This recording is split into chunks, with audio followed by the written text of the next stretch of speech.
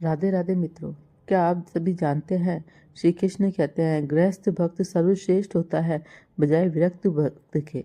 एक छोटी सी कथा के माध्यम से इसको समझते हैं। दो भक्त प्रभु के सामने आए, उसमें से एक विरक्त था और एक गृहस्थ था। विरक्त भक्त ने प्रभु के सामने हाथ जोड़कर पूछा, हे प्रभु, आप बताइए कि हम दोनों में से कौन सर्वश्रेष्ठ है। हम दोनों ही आपका नाम संकीर्तन करते हैं, आपका ध्यान करते हैं, आपकी पूजा करते हैं। आप बताइए हम दोनों में से सर्वश्रेष्ठ कौन है। श्री कृष्ण ने मुस्कुराते हुए कहा, हे भक्तों, आप दोनों में सर्वश्रेष्ठ ये गृहस्थ संत है। तो विरक्त संत ने कहा, ऐसा क्यों। श्री कृष्ण ने कहा, मैं इसका उत्तर थोड़ी देर के पश्चात दूंगा, लेकिन तुम दोनों के सामने घी का कटोरा का पात्र भरा पड़ा है। तुम दोनों इस घी के कटोरे को पात्र को उठाओ और मेरी परिक्रमा करना शुरू करो, पर ध्यान रहे घी की एक बूंद भी नीचे जमीन पर नहीं गिरनी चाहिए। जो घी की एक बूंद भी जमीन पर गिराएगा, ये मेरा सुदर्शन चक्र उसकी हत्या कर देगा। अब दोनों भक्त संतों ने घी के पात्र को उठाया और प्रभु की परिक्रमा करनी शुरू की। दोनों ने ही परिक्रमा बड़ी सावधानी से की और घी की एक भी बूंद को जमीन पर नहीं गिराया।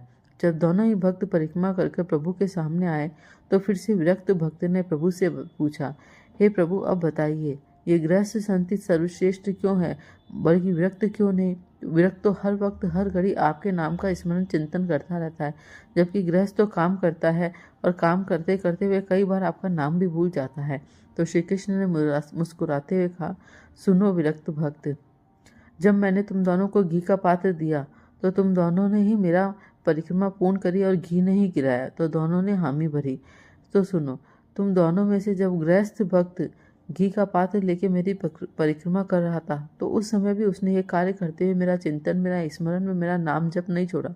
लेकिन जब तुम मेरी परिक्रमा कर रहे थे तब तुमने अपनी मृत्यु के भय से सुदर्शन चक्र को पीछे देखते हुए और घी की बूंद ना गिर जाए इस भाव को ही मन में केंद्रित करते हुए मेरा चिंतन, मेरा स्मरण छोड़ दिया, मेरा नाम जप छोड़ दिया और अपना सारा ध्यान ही घी के ऊपर केंद्रित किया। फलस्वरूप उस समय कार्य करते समय मेरे तुम्हारे मन से मेरा चिंतन और मेरा नाम जप छूट गया। लेकिन गृहस्थ ये काम करते हुए भी उसने मेरा नाम और मेरा चिंतन नहीं छोड़ा। इसीलिए गृहस्थ संत सर्वश्रेष्ठ है, गृहस्थ भक्त सर्वश्रेष्ठ है, क्योंकि गृहस्थी में 17 काम होने के पश्चात भी गृहस्थ भक्त मेरा स्मरण, मेरा चिंतन व मेरी पूजा पाठ नहीं छोड़ता है। विरक्त संत तो गृहस्थी का कोई कार्य नहीं करता है, तब वह जाकर मेरा चिंतन और स्मरण ध्यान लगा कर करता है। लेकिन जो गृहस्थ संत है वो कामों को करते हुए भी मेरा चिंतन और स्मरण नहीं छोड़ता। इसीलिए गृहस्थ भक्त को ही सर्वश्रेष्ठ भक्त कहता हूँ। जय जय श्री राधे राधे राधे। अगर आपको मेरे द्वारा दी गई ये जानकारी अच्छी लगी हो तो प्लीज़ इसे लाइक, शेयर, कमेंट में मेरे चैनल को सब्सक्राइब करना ना